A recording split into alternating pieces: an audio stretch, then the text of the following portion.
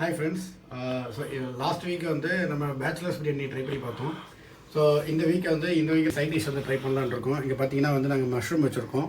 So இந்த மஷ்ரூமுக்கு வந்து நாங்கள் என்ன பண்ணலான்னு இருக்கோம்னா ஒரு மஷ்ரூம் தொக்கு அப்படி ஒரு சைட் டிஷ் ரெடி பண்ணலான்னு இருக்கோம், காரசாரமாக ஸ்பைஸியாக.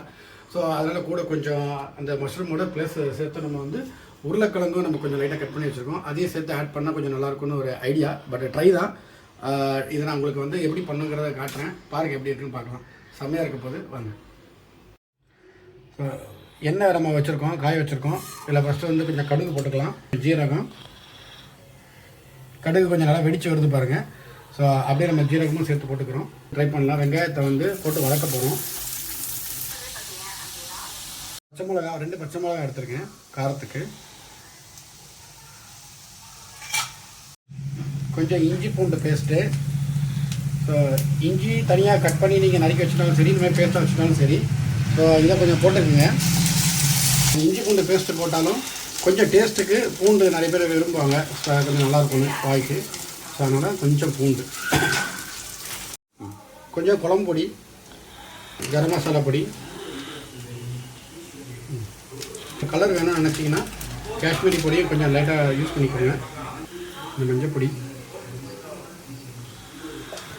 தக்காளி, கொஞ்சம் கல் உப்பு, சால்ட் உப்பு யூஸ் பண்ணாதீங்க, ஓகேங்களா? இங்கே பாருங்கள், தண்ணிலாம் அப்படியே பிரிஞ்சு வெளில வருது. ஸோ தண்ணி கொஞ்சம் விட ஆரம்பிச்சிருச்சு. ஒரு 2 மினிட்ஸ் அப்படியே வச்சு பார்ப்போம். இதை வந்து ஆஃப் பாயிலில் வச்சுருக்கேன். நீங்கள் அப்படியே போட்டிங்கன்னா கடுக்கு முடுக்குன்னு இருக்கும். கட் பண்ணி வச்சுருக்க கட் பண்ணி வச்சுருக்க மஷ்ரூமை போட போகிறோம்.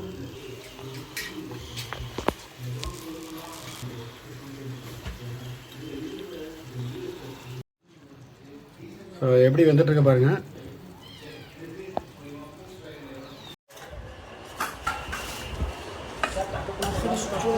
மஷ்ரூம் தொக்கு எப்படி இருக்குன்னு பாருங்கள். ஃபஸ்ட் டைம் ட்ரை பண்ணியிருக்கோம்.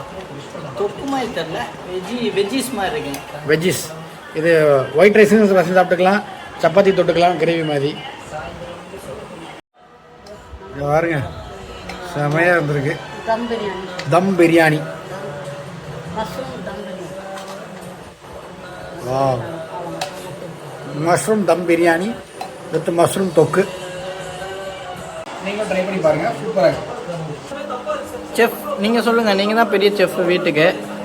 நீங்கள் இவரோட சமையலை பற்றி என்ன சொல்கிறீங்க? இப்போ நல்லா இருக்குன்றீங்களா, நல்லா இல்லைன்றீங்களா?